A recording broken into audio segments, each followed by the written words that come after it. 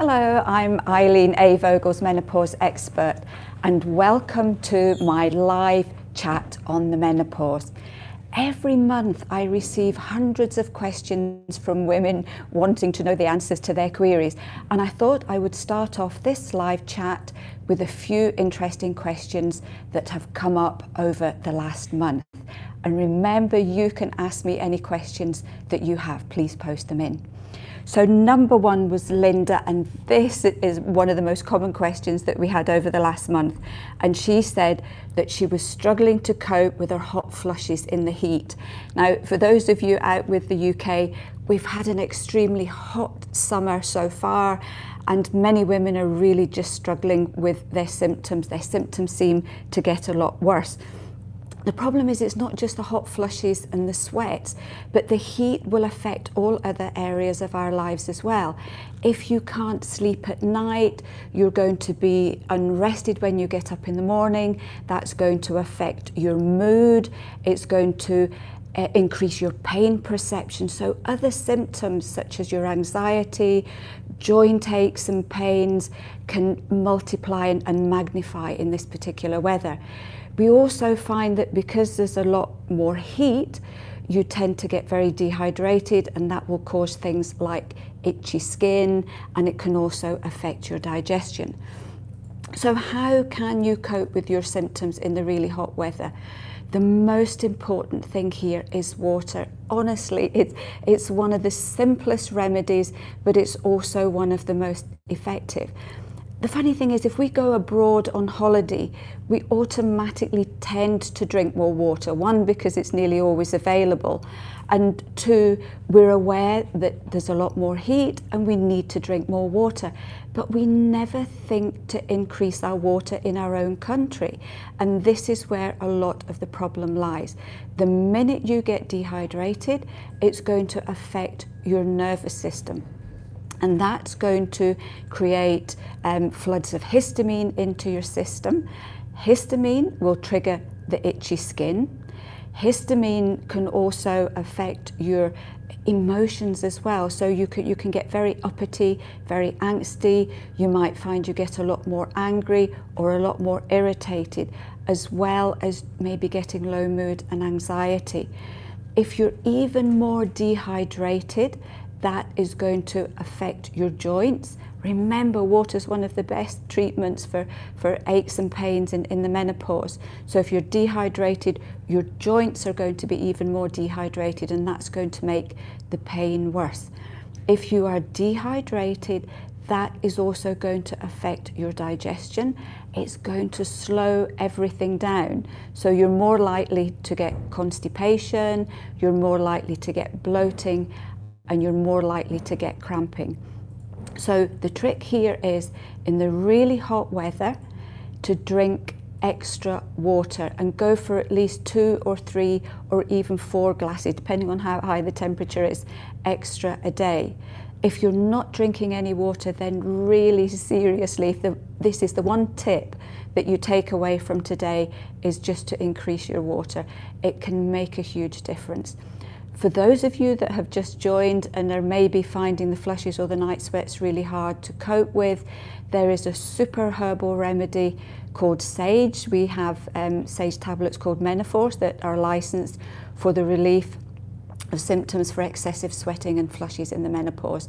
Sage tends to work quickly at easing and reducing flushes and sweats, and certainly at night, if you're getting a lot of night sweats, then take the tablet with your evening meal.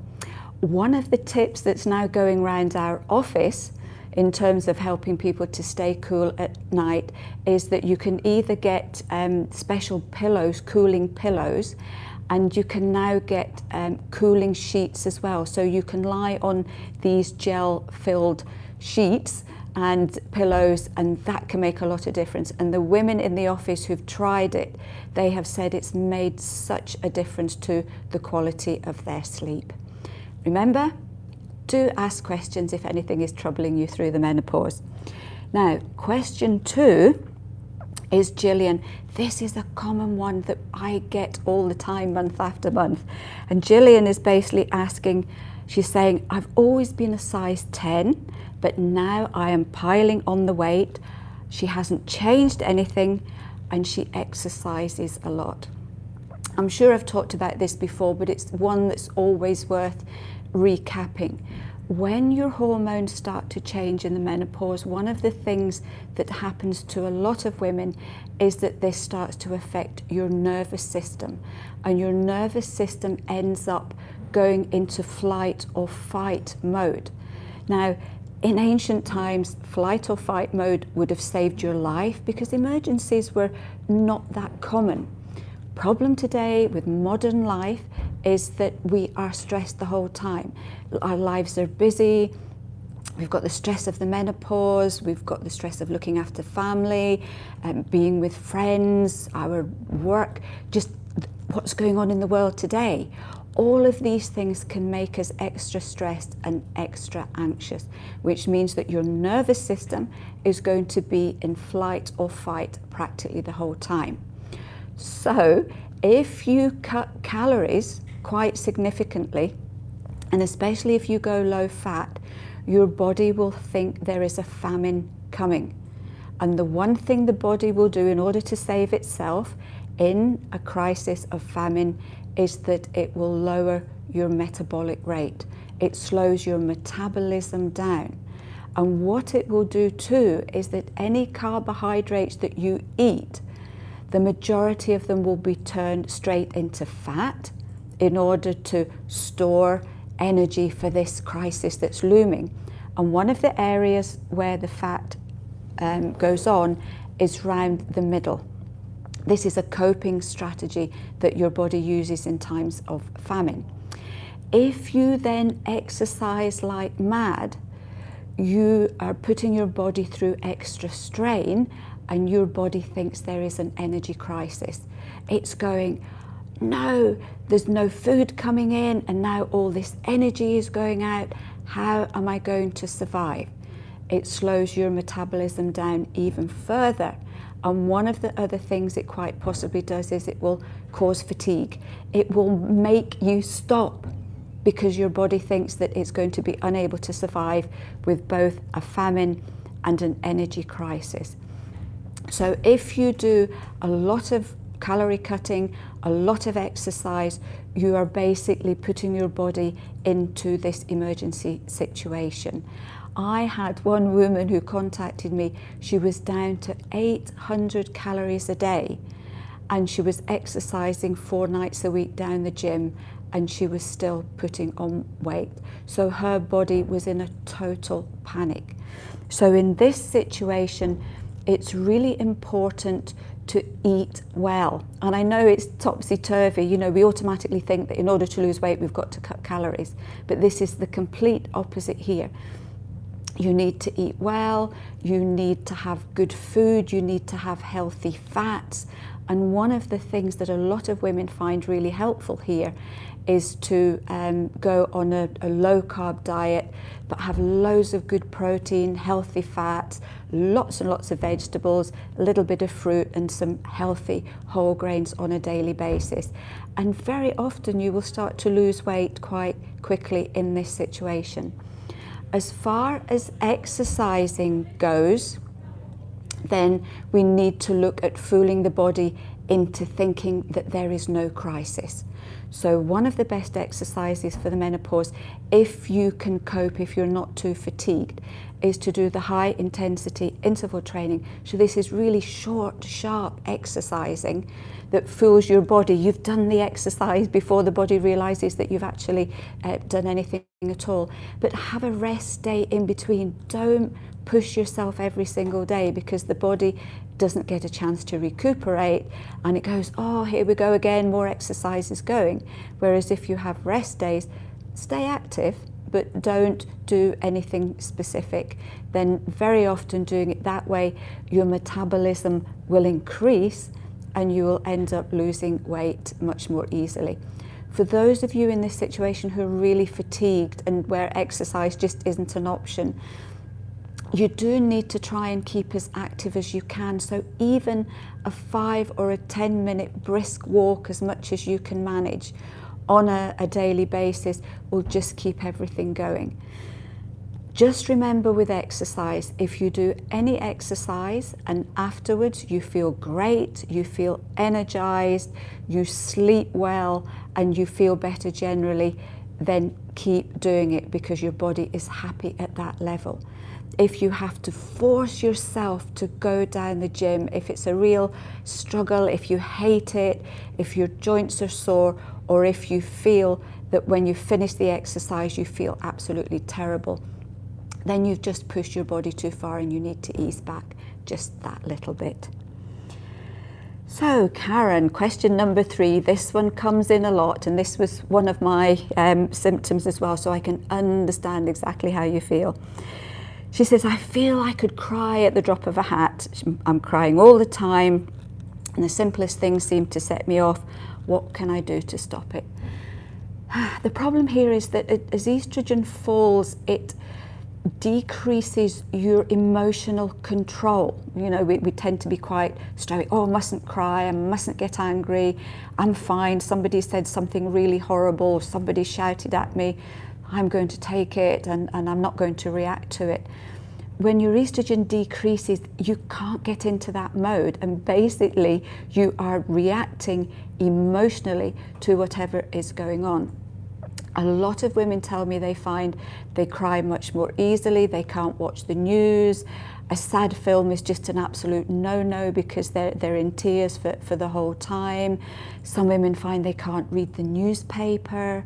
I know for me, I just suddenly cry. I find myself crying out of the blue for no reason, and it's quite a shock because you feel that emotion. I just felt as if it was going to be the end of the world, and there was this sense of total desolation and loneliness. It's one of the things I still vividly remember. It was such a strange feeling. The problem here is that, you know, if you're at home or anything like that, the best thing to do is just let it out, because you do feel better afterwards, and it's all part of the emotional release of the menopause. The problem here is when this happens at work, and women have told me that they are finding work a real struggle because they are crying at work, they don't know how to cope. They might be a line manager, they might be a manager, they might have to give presentations.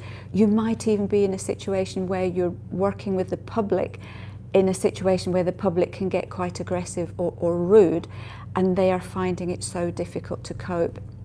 So this is one here where if you are at work and you feel this coming on, if you can, is just to take a step back and, you know, I know it sounds silly, but just go and make a cup of tea or something. Anything just where you can sit quietly for a few minutes and take a few deep breaths. For some people, it's not an option. In these situations, I recommend some of the flower essences. They're absolutely lovely, they're very gentle, there are no contraindications with any other medication, and you can put the drops straight on your tongue. It's a little 30ml bottle. You can keep them in your bag beside your desk, or if you're traveling, and maybe I would go with either the female essence or the emotional essence. These are two nice ones that can help just to give you a little bit of emotional calm. This is one symptom in the menopause that tends to be a phase. It's not something that you will get right through the menopause, thank goodness, but it's one that you may well have to go through. And the other thing to bear in mind is with this particular symptom is that it can very often bring up issues from the past. So you might find yourself dwelling on things that happened a long time ago that you maybe thought you had sorted or you had dealt with. If these are coming up and you are finding them really difficult, then I really do recommend trying to get some kind of counselling through them, because you're going to need some help with these. Or, you know, even if you can just talk to a close friend and try and get these resolved that little bit more. So we've started to get some questions coming in. Thank you so much. We've got Louise is saying, my itchy skin is getting really bad and she's getting burnt more easily in the sun. Is this normal? Yes. We've already talked about the itchy skin, so this is due to your nervous system and it's due to dehydration. So the important thing here is, if you have any anxiety or stress, to deal with that and to drink loads and loads of plain water during the day.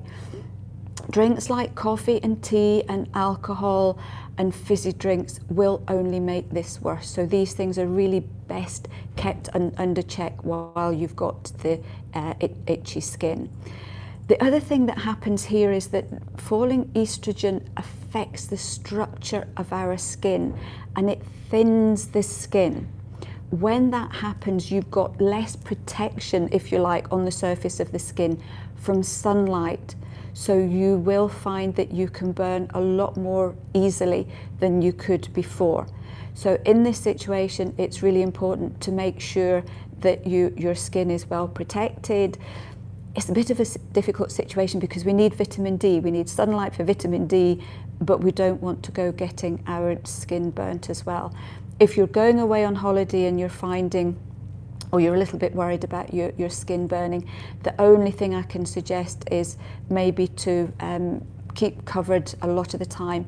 When I go away, I have maybe 15 minutes in the sun just to try and top up my vitamin D, and then I've got loads of cotton, very light cotton shirts, and I tend to wear those when I'm out in the sun just to keep myself from burning that little bit extra. Emer, hi, is saying, I don't know if I have menopause of ovarian failure. How do I tell the difference? Situations like this is very difficult because I can't really diagnose, I can't say what the symptoms of the two might be that might be overlapping.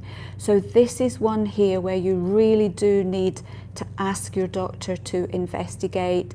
They should be able to do sex hormone tests and they will be able to find out what's going on. If it's the menopause, obviously there's plenty of things that you can do to help yourself, to start with, to ease any of the symptoms you're getting. For something like ovarian failure, it would depend on how old you are as to maybe what kind of treatment you would get. But this is one first step. Double check with your doctor and ask them to follow this through for you. Lainey, hi Lainey, she's saying, I'm suffering with a lot of weird head fogginess, a feeling of being spaced out along with anxiety. So you're nearly 2 years into the perimenopause and on HRT. The dizziness and the fogginess and the spaciness, yeah, this is a weird one. I sometimes used to feel as if I was having slightly out of body experiences, as if everything was just suddenly going very, very far away. Two things going on. If this is something that's happened recently and you're in the UK, then it's more likely down to the hot weather, and in which case definitely get that water uptake increased. The other thing that can happen is we do know that falling estrogen can affect the efficiency of the nerve function in the brain. So messages will take longer to get through, and obviously for you to catch the thoughts that you're thinking. In this situation, there is a herb called ginkgo biloba that is known to help with improving memory. It tends to work within maybe 2 to 3 weeks. It's a nice one for circulation as well. So if you get cold hands and feet in the winter, it can help with the brain and your hands and feet. So this helps to improve circulation to the brain. So this is one that's certainly worth looking at. The other thing that happens as well is that we tend, especially if our nervous system is involved, we tend to do a lot of shallow breathing. And if you do a lot of shallow breathing, and especially if you're at a desk, I notice that I actually have a big sign on the front of my computer that just says breathe on it, just to remind me to deep breathe. Because we're hunched at the computer, our lungs are squashed, and therefore we can't even do proper deep breathing. And basically we're just starving our brain of oxygen. It's getting less than what it needs to work efficiently. So every so often, especially if you're sitting at a desk or you're feeling the fogginess coming on, is just learn to do slow deep breathing, even only for 30 seconds. And it's amazing how much sharper your mind can become after doing this. And eventually, if you keep practicing this every day, you will find that it just becomes a habit. You can do it at your desk, you can do it while you're waiting for the bus. I sometimes do it when I'm at the photocopying machine, when you're waiting for the kettle to boil. So anywhere where you're just doing nothing for about 30 seconds or a minute, just get into practicing your deep breathing, and certainly try the ginkgo. We do a lovely tincture which tends to work very quickly, but you can also get ginkgo biloba tablets too. Winsome, hi Winsome, you're so emotional. Yeah, this is sort of tied to the crying. You can get the crying one, you can also get the very low mood one, you can also get the kind of irritated one where you start reacting more to other people.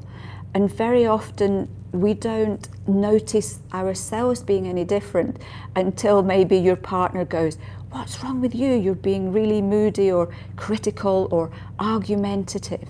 So this is one of the kind of emotional packages. You can get a combination, or you might just find that you get one of the symptoms like feeling angry the whole time. One of the best things to do here is to get some magnesium. Magnesium is your happy mineral. We tend to be very low in it during the menopause because of all the hormonal and physical changes that are going on. And if our magnesium gets too low, that will affect our mood. So magnesium is a mood stabilizer. And the great thing about magnesium is it can work really quickly. You know, I've had women come back who've started on magnesium, and literally within 24 hours they've started to feel just that little bit more like themselves. There are lots of different magnesium supplements you can get. A good basic one would be something like magnesium citrate.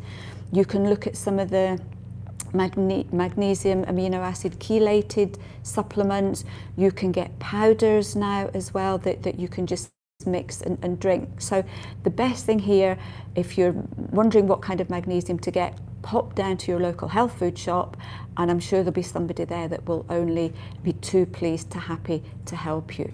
For menopausal women, for anxiety, for mood, for the crying, for the irritability and the anger, you're probably looking at about 200 milligrams twice a day. You need quite a high amount in order to stabilize everything in the menopause. So Miss Leah, hi, she says, I get more headaches.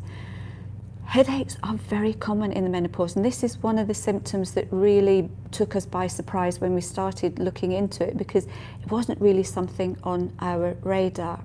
So there's a number of issues going on here. Remember, falling estrogen affects your hydration, and if you're dehydrated, you will get headache. So again, if you're in the UK, if during the hot weather you've got more headaches, it's just simply dehydration. It can also be low magnesium. So if you're getting low mood, irritability, crying and headaches, then very often that's linked to low magnesium. So what we would do here is certainly go for a good high strength magnesium, do the water. Low blood sugars can cause headaches as well. So if you're getting headaches at the same time every day, then maybe just look back an hour or two and see what you were doing. Did you have a cup of coffee? Did you have a sweet sticky bun? Did you miss a meal? So there's all sorts of factors that can affect your low blood sugars or your blood sugar levels that can end up triggering headaches. And once you figure out what's doing it, it's very easy to put right. The one other thing about headaches is that don't blame the menopause. Do all these things to try and sort them. If your headaches don't change, then don't just assume that this is something you've got to put up with in the menopause. Please get this checked out by your doctor. Headaches can be a factor of blood pressure issues. It can be things to do with the, you know, if you've had an accident or damage to your neck or your spine. So there's a lot of different reasons you could get the headache. So don't just assume that this is one of the menopause ones. Andrea is saying that she gets anxiety and panic, and it's so bad after a total hysterectomy. And also Beth, hi, she's saying, is anxiety and panic attacks part of the menopause? Yes, this is another of the really common situations. I know the anxiety, again, that's something I think I had a terrible perimenopause. Anxiety was another issue with me too. And it's not just something that you can brush under the carpet. Menopausal anxiety can be very deep, it can hit you all of a sudden, and it can really knock you for six. It's the most horrible symptom because you never know when it's going to appear. The problem with having a total hysterectomy is that you're losing all your hormones, or most of your hormones, very, very suddenly. And that is going to put your nervous system in a total panic. And a lot of the symptoms in this situation are because your nervous system is totally overwhelmed. It's gone into flight or fight mode, which means that the slightest little thing, imaginary, so you can wake up in the morning and just think, oh, it's dark, it's going to be raining today. That thought, in normal circumstances, we wouldn't give it a second thought. It would just be, oh, it's a bit dark and it's going to rain. But because you've sort of gone, oh, it's a bit dark, your body thinks that there's an emergency, that this is panic stations, and it will go into full panic and anxiety mode.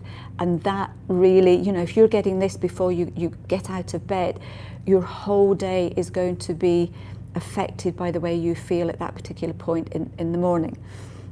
So you need to have really good supplements and herbal support for the panic and the anxiety attacks. Magnesium, absolutely necessary for this. You're looking at something that's going to support adrenal function, is going to support your nervous system, that is going to strengthen it, and that it is going to support it. So you're looking at what we would call adaptogen herbs. So that would be things like Siberian ginseng, maca, and ashwagandha. These work really nicely on the anxiety itself, but they're working at a deeper level at stopping your nervous system from simply overreacting all the time. These remedies they're not going to work overnight, but most women will find that if you top that up with loads of magnesium and a vitamin B50 complex, that you should start to see a difference just slowly and gradually maybe over a couple of weeks. If you're getting the anxiety or the panic attack first thing in the morning, that's your reptilian brain waking up and looking around to see what's going on. One of the things that can happen here is dehydration can do it, and low blood sugars during the night. So a good snack before bed, not a sugary one, but a nice sort of proteiny fat one, and also a small shot glass of warm water just to stop the dehydration. And very often that will have a nice quick effect on morning anxiety as well. So Debbie, hi Debbie, you eat well, but you feel you've gained weight. Is this part of the menopause? It certainly is. If you missed the very beginning of this, then I did go into why we tend to put weight on. There's a combination of factors. Definitely our nervous systems are involved in this, especially if you find that you're losing your waist definition, if you're starting to become more of an apple shape. This is very often associated with your nervous system. But we're in a situation too where there's so much going on. Our poor bodies are trying desperately hard to cope with everything that's going on. If you've got fatigue, then, or joint pain, or you're feeling the anxiety, or you just feel totally fed up, the last thing you're going to want to do is exercise and keep fit, because it just seems too much of an effort. So this is a situation here where, remember, don't go cutting the calories like mad. Make sure you're getting a good healthy diet with your healthy fats, and to do regular exercise that you can cope with. So you're looking at, some women find that just going a 10-minute brisk walk a day is enough to keep everything going. Use the stairs instead of a lift. Get off one bus stop earlier. So it's about doing little things during the day that, when they're all accumulated together, means that you're having a little bit of activity every day, and that's going to keep you going until such times as your energy increases, or you feel that you are fit enough and able enough to maybe start doing some serious exercise. And remember, for this one, as I mentioned before, a lot of women find going on a low-carb diet seems to work really well. There's lots of great books on Amazon on low-carb diets, and just make sure you read them first. Some of the low-carb diets are very difficult to do. I wouldn't be able to do them. I would give up after probably 24 hours, if that, because I love my food. So have a quick peek into the books first, just to make sure that it sounds like it's something that you would be happy to follow. Okay, Sing Diva. Okay, is bacterial vaginosis more common during the menopause? Yes, this is one of those really horrible ones that is so uncomfortable. It can be very difficult to sort, and you very often end up resorting to antibiotics, which very often don't help, and then you end up getting bladder infections because this becomes a vicious cycle. What's happening in this situation is falling estrogen will affect the mucus production in the vagina. So the vagina starts to get a bit drier. Now that mucus, it isn't just there to keep the vagina lubricated and to keep the vagina walls nice and supple. That mucus is also there to support friendly bacteria. Now, we all know about friendly bacteria in our digestive tracts, but we also have friendly bacteria in the vagina, which are different. They're not the same sort of strains as you get in the digestive tract. These friendly bacteria in the vagina protect the vagina from unfriendly bacteria and fungi like thrush and like candida. So if the mucus in the vagina decreases, that is going to have a direct impact on the level of friendly bacteria in the vagina. If they decrease, then baddies will basically take over. And that's when you end up with situations such as bacterial vaginosis. So the thing to do here is twofold. We need to get the vagina mucus up and running again, and we need to get the friendly bacteria sorted. So in this situation, there is a super supplement called sea buckthorn oil, which is known, there's research on it, which is known to help with vaginal dryness. So you can take that. Remember the water, because dehydration will cause the vaginal dryness. So plenty of plain water, and then you need a vaginal probiotic. Company called Optibac do one especially for this area, and I was so pleased today because I actually had an email from a lady who's been suffering from vaginal dryness for 3 years, and she was just in so much discomfort. It also affected her sex life, and she has been taking the sea buckthorn oil and a vaginal probiotic, and 3 months later she is feeling so much better. So there are things you can do here. So for the BV would be sea buckthorn, and also the vaginal probiotic, and plenty of water. If you're getting lots of odour with this, it's a good idea to get this checked by your doctor, just to make sure that there's nothing else going on as well. So, you know, just get it checked out first. But this is the sort of treatment that if you stick with it, can often be really effective for this. Lauren, hi Lauren, you're saying you're very irritable in the morning. Again, this is the nervous system just basically kicking in, and it will start that just as you are awake. So even before you're fully awake, your nervous system will be cranking up, looking for things.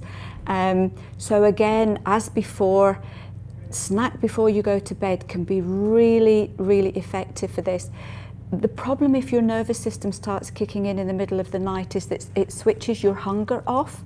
So you don't know you're hungry. And certainly when you wake up in the morning, you don't realise you're hungry because that side of things has been switched off. But that will have a direct impact on your nerves and your irritability. So nice snack before bed. As I said, you're looking for sort of protein and fat. So my favourite one at the minute is one of these tiny little baby avocados, half a one.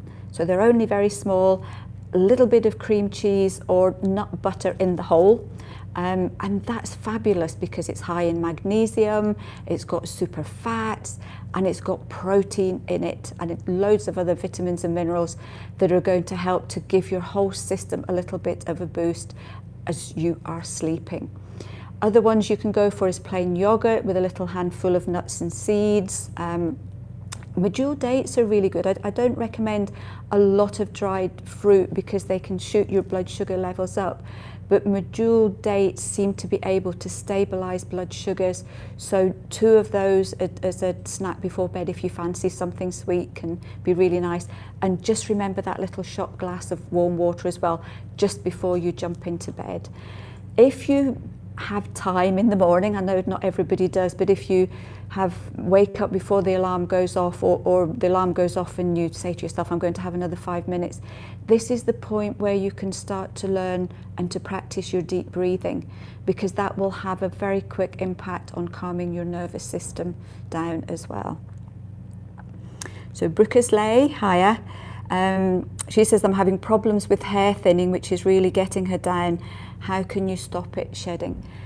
This is one here, it's really important you get this checked out by your doctor first of all. This is one of these symptoms we tend to blame on the menopause, and it may not be. When we reach the age of when the menopause is kicking in, other health issues can also creep in as well. And especially if you've had very heavy or prolonged or frequent periods on the run up to the menopause, you can end up being low in iron, and low iron or anemia will affect your hair. It will make it a lot more brittle, a lot thinner, and it can actually stop growing, or it can start to fall out. Another little tip with the low thyroid function, if you find that the last little bit of your eyebrows are disappearing, that's possibly an indication that there's a problem with the thyroid, and in which case definitely get it checked by your doctor. So thyroid as well, that tends to get a little bit low. We know that falling estrogen affects the thyroid, so ask the doctor to check you for that too. Low vitamin D, which is a bit of an epidemic in the UK, can cause problems with hair as well, and low vitamin B12. So any problems with your hair at all, if it's growing slowly, if it's breaking, if it's brittle, if you're losing it especially really quickly, then ask the doctor if you can be tested for your low iron, low thyroid, low vitamin D and low vitamin B12. The other reason this can happen in the menopause is that your body's nutritional needs go sky high. All these changes that are going on, your body is using up so much energy just trying to keep everything stable inside, that it might not have enough for anything else. Our bodies don't see our hair or our nails or the state of our skin as being important for survival. So if you start having problems with your hair and your nails and your skin, it can be an indication that your body just doesn't have enough nutrients to go around, and they will always be the first to suffer. So again, in this situation, you can look at a hair supplement. There's lots of good ones on the market. Again, just pop down to your local health food shop and have a chat with someone there, and they will be able to point you in the right direction depending on what you need. Also, make sure you're getting enough protein. Your protein needs go up too, because the body's having to keep building, parts of the body is breaking down, and the body's having to use protein as building blocks. So make sure that you have good protein at every meal. Breakfast is vital, and a lot of women miss breakfast and then feel terrible afterwards. If you can't face breakfast, then at least have one of these protein powder drinks. Again, your health food shop will be able to show you ones that are not filled with sugar or artificial sweeteners. And you know, protein powder drink can be a great start to the day. For those of you who are vegetarian or vegan, you have to really watch how you're getting your protein. And again, there are fantastic plant-based protein powders available now. So having one of those just as part of your daily diet will probably make a great deal of difference. Last but not least, what are you putting on your hair? Are you dyeing it? Are you using really harsh chemically shampoos? So maybe look at more natural alternatives for your hair care for the time being, until maybe you start to see it improving. So Simpa Turner, hiya. You've had a partial hysterectomy at 32 years old, and for the past 15 years you've been suffering from menopause symptoms. Yet the doctor tells you that you're fine, you've had your hormone levels checked, you're sweating profusely. If your hormone levels are okay and you're still sweating, very often there's something else going on. Has the doctor tested you for your iron, your thyroid, your vitamin D, and also your low B12 levels? If not, then pop down and ask them to test for these. The other thing that can cause hot flushes and sweats, and this can happen to anybody, it can happen to young women, it can happen to men, it can happen to older ladies too, is that stress can trigger flushes and sweat. So if you're in a situation where you've had ongoing stress for a long time, low grade stress for a long time, or you've had a very short, sharp, sudden, very deep episode of stress, then that can be enough to throw your nervous system into what's called adrenal fatigue. And that will give you symptoms that are so similar to menopause ones. I mean, I've had men, contacting us saying they're getting the night sweats and hot flushes. Are they having the male menopause? And very often, once they're questioned a little bit more, it's the fact they're under a great deal of stress. So in this situation, look at your life, look at your lifestyle. Are you looking after yourself properly? Are you drinking plenty of water? Because again, dehydration will trigger the nervous system as well. So look at all these different areas and see if maybe there's one that you can improve. And that very often can make a difference to flushes and sweats that don't seem to be hormone related. Acupuncture can be fabulous for this. So it's well worth looking into. A lot of acupuncture practitioners are now specialising in women's health, and they can work wonders. So certainly look into that side of things as well. Lainey is asking, does high quality evening primrose oil tablets help support mood? This is one where you really need to try it yourself to see if it's going to help. In the perimenopause, especially if you're getting PMT, evening primrose oil can be great. It seems to be a good stabilizer. I find it doesn't work quite so well once periods have stopped. And for some women who may be extra sensitive, high doses of evening primrose oil can be inflammatory. So if you're taking high levels of evening primrose oil and you might find that you're getting joint aches and pains, there might be a little bit of a link there. So in the menopause itself, once your periods have stopped, I tend to recommend fish oils instead. Or if you're vegetarian or vegan, then you can go with flaxseed oil. These are great because you get extra benefits. Fish oil is fabulous for brain function, and fish oil is also really good for keeping your joints well lubricated and oiled. So this would be one here. All I can say here is that just to try maybe for a couple of months, see how you get on. I would also add in some magnesium because the essential fatty acids and magnesium together, they seem to work better at helping with stabilizing your moods. Okay, ladies, this session has gone really quickly, so I hope you're enjoying it. So just a few more questions before I have to go. So Samsala is saying, I suffer mostly headaches and dizziness. I talked about headaches just a little bit previously, so remember the water, the magnesium, and get those headaches checked out by your doctor as well. Dizziness tends to be caused by the same thing. So again, it's like your dehydration, it's your low blood sugar levels, it's the fact that you've missed meals, it's the fact that you've been drinking too much coffee or fizzy drinks or eating high salt and sugar foods. The other thing with dizziness is in the menopause, two things can happen. Your blood sugar can go up quite dramatically because of falling estrogen, but for some women their blood pressure can plummet, and low blood pressure especially can make you feel dizzy. So if you find that if you bend down to pick something up and you get dizzy, if you move your head really quickly and you get dizzy, if you sit up in bed and get really dizzy quickly, then that is when you go to the doctor or your pharmacist and ask to get your blood pressure checked first of all. So that's a really important one here. Don't just put up with this symptom like the headaches, get these things checked out too. Maureen is saying, why do we get breathless during and after the menopause? This is a really good question, and again, for those of you in the UK, you might find that you got more breathless or a bit wheezy in the really hot weather. Your lungs are part of the whole mucous membrane system in the body, if you like, because the inside of the lungs are very wet, very mucousy. They expand a lot. They have to be very supple in order to allow you to do all the deep breathing and the breathing. So this is another area, like the vagina, like the mouth, like your eyes and your digestive tract. The lungs can be affected and they can start to dry out that little bit.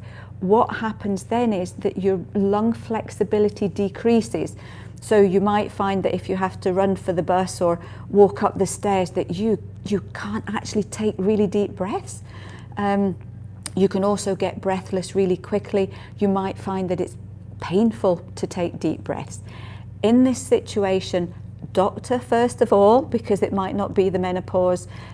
Older women going through the menopause can be more vulnerable to getting things like asthma, so this is an important one to check out. But also look at the sea buckthorn oil. It's fabulous for the lungs, and again, plenty of research on this. And also make sure you're drinking plenty of water as well. The other thing that can happen here with the lungs is that the muscles and the cartilage between the lungs can get inflamed.